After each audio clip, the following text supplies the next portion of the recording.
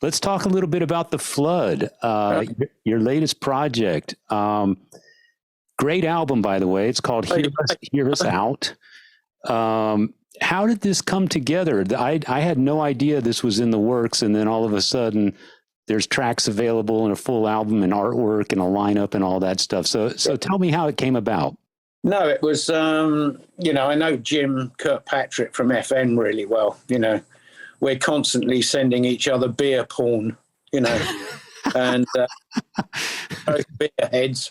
And we did this, over a year ago, actually. And he just rang me up and said, look, I'm doing this album with Chris Ousey, and, we'd like you to play drums on it. So I went, yeah, great. Okay. So went up to the sort of Midlands stroke north of England to a studio there and banged down the drum tracks, So did you guys, did you record this in person, or were your parts done remotely and then it was brought together electronic or digitally, or how did the process work? Yeah, Chris, Jim had done a lot of his guitar parts in his own studio. So yeah, I guess most of it was done kind of remotely. Yeah, Okay. But funnily enough, in a way, that's quite how I like to record. Yes. You've mentioned that before. But it's quite like, because it kind of takes I find it kind of takes the pressure off a bit. Yeah. Yeah. It's like, I think we've said this before, but I've always found when you're all together, yeah, I know you get the vibe in the studio, blah, blah, blah. But I always like to record with a click track. Yeah. And you can sort of pull back slightly back from the click track, say for a verse, and then push it for a chorus, and then pull back again. You're still on the click, but that can take some time for some people. Some people can't float. Yeah, on the click like that. I learned it from the Toya days. Oh yeah, click basically because in those days it was like there were a lot of sequencing going on, sequences. Yeah. And you had, bands like Duran were doing it. A load of the sort of new wave bands were using these sequencers, synthesizer sequencers, and you had to be dead on with them. Otherwise it sounded like rubbish, If you were out of sync with them, it was just a mess. So, no, how about live? Are you using a click? Have you been? No, not live. Live to me is a different beast. Yeah. Obviously, if there were such things as, a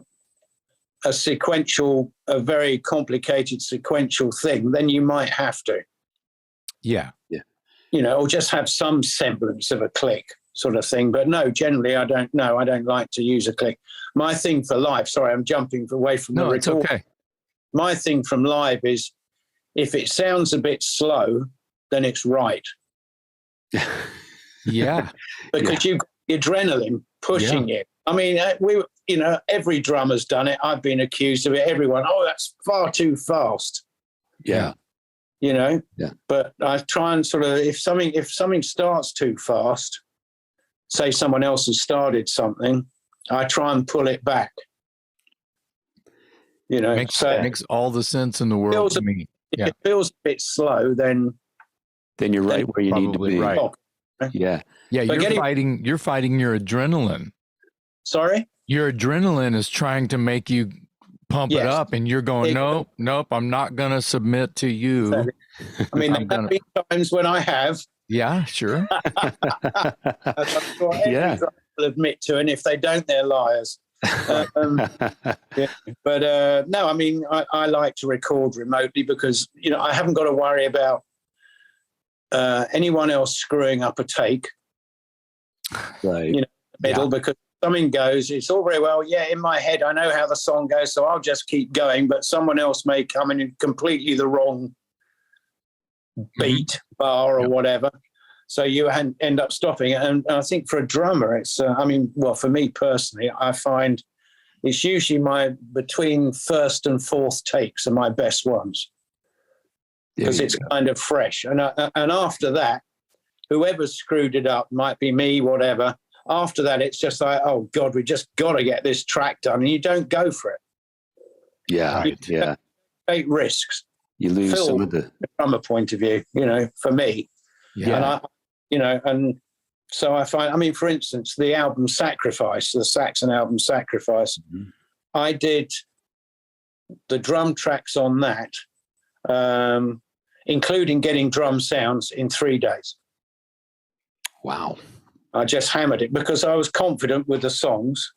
The guys came in with the first take, put a guitar track down and bass track. And then after that, if I wasn't happy, sometimes I was lucky to get a first take. But if I wasn't happy with that, or they weren't happy with it, I could say, right, get out of the room, you go somewhere else, leave me to it. And then I'd do it. I hadn't got to worry about them getting bored or whatever, or me worried someone else was going to screw up, or I was. But, Right. So anyway, the flood thing, that's how it happened. So I went up to a studio in the sort of Midland-ish north of England, and it was just me, Jim, and recording engineer Dan, and we just banged them down. Were you and Jim recording that live takes, or was Jim just laying down a scratch? Jim had already laid down scratches. Very good. In the studio, so it was just me. Mm-hmm. And it was quite good because in a way it was pretty good because we could sort of liaise. Obviously he'd put programmed drums on the demos. Sure. So we'd say, what do you think about this part? And we could sort of drop in and do, experiment on the fly as it goes, Yeah, I was going to ask you, how much of this was already written and then you came into the picture versus how much did you contribute? How organic was the songwriting for this album? Jim and Chris had written it all anyway. It was all written, but it was like, from an organic sort of point of view, with my sort of what I put into it, it was like, why don't we try this? What do you think here? Should we use the ride cymbal here, or shall we use this beat? So we could, I already had what Jim had programmed, but then, we discussed almost the same as the 6x6 thing. Yeah. Yeah. Okay. It was the same thing. So we discussed, well, let's try this there. Yeah, let's do that. So it was, For a listener, I'm sorry, Dave, for a listener's sort of like view or aspect, upon listening to, this record, 2 songs or the entire record. Yeah. If you could separate, it's like uninvolve your, what's going on, but if you could take yourself out of the picture and you were just a listener, a passerby. Yeah. How would you describe the overall color or tone or style? I hate putting stuff in boxes, Right. But it's a rock and roll record. That's what it fucking is. But to play the game, if you were going to separate yourself and just listen to the record as a rock and roll music fan, what kind of like description would you play with? Instrumentally, it's quite heavy. Yeah. Instrumentally, but then you've got, some of Chris's vocals are really melodic. Yeah. Oh, definitely. So it's kind of bordering, I suppose you kind of a heavy AOR album. I don't know. Exactly what I would have called it. You're nailing that. Dave was sort of playing this game yesterday via text and saying he pretty much said the same thing. Yeah. When I listened to it, I was I was toying with it by way of I hear Lou Graham, I hear a Foreigner vibe here. Yeah. But then I just hear this British blues rock via Whitesnake or older kind of not so much Purple, but Purple. There was this sort of wash of different things, and then I just found myself listening to it as a rock and roll fan too. Yeah, saying this is strong. I could hear this on the radio.